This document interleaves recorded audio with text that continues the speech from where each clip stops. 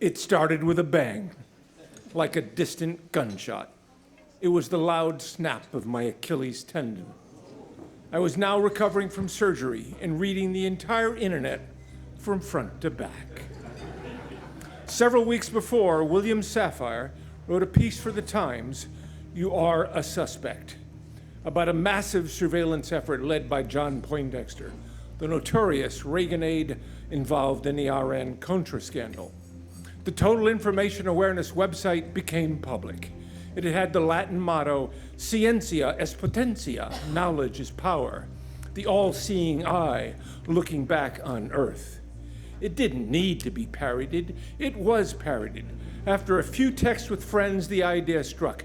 Poindexter needed a t-shirt. The site was gone, but I had the logo. I went to work, a nice white t-shirt, the seal, and trust us, we know what you're doing. That was good for a giggle. Why not an entire gift shop for the Defense Department? Clothing, mouse pads, a baby's bib, saying, "My dad is a patriotic government snoop." I was on a roll. Why not more? Be a good American. Don't ask questions. Nothing to hide, nothing to fear. We hear you. We really hear you. I had another one for kids saying, "A future suspect." I saw they had thongs and boxer shorts. I hesitated. A step too far? Nope. Underwear was a must. I added the tagline, "These premises under surveillance." I couldn't help myself. The Total Information Awareness gift shop was born. I sent a half dozen emails to friends. 2 were journalists. All I wanted was a few laughs, but by the next morning, stuff was selling. Within 3 days, sales hit $1,000. Then the Times called. I blanched. We were in the dark shadow of 9/11, making fun of a national security program, selling merchandise using an agency seal. I was naively setting myself on a path to Guantanamo. I called a few lawyer friends. You've done nothing illegal. The government can't copyright its stuff. They did note the sensitivity of the Times. I said I feared ending up on the no-fly list. They did not dismiss that fear. My wariness held firm, but my 15-year-old daughter thought this was the coolest thing her dad had ever done. How could I tell her I didn't have the courage to make this modest political statement? I couldn't. I didn't. We decided being public was better.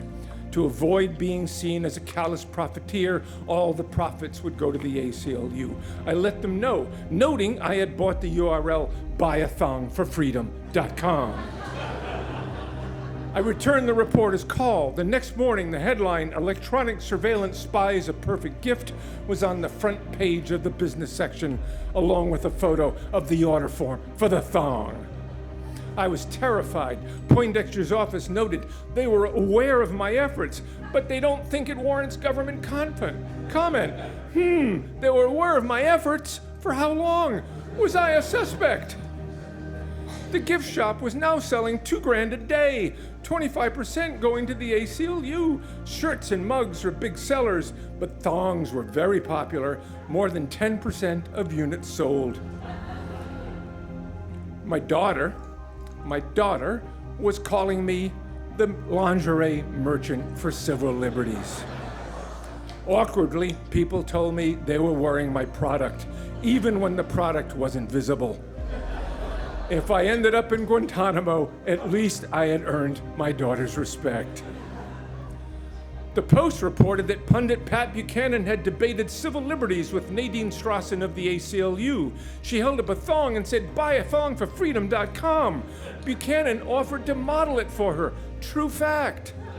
Sales went through the roof. Movie directors were buying it for their crews, civil societies for their staffs. Ultimately, the shop did more than $250,000. I was indeed a lingerie merchant for civil liberties.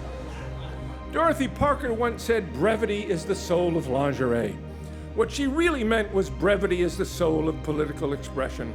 Can you address government surveillance more crisply than trust us? We know what you're doing. I have no proof, but I believe my shop motivated both the Times and the Post to run news photos of intimate apparel for the first time. Please Don't correct me if I'm wrong.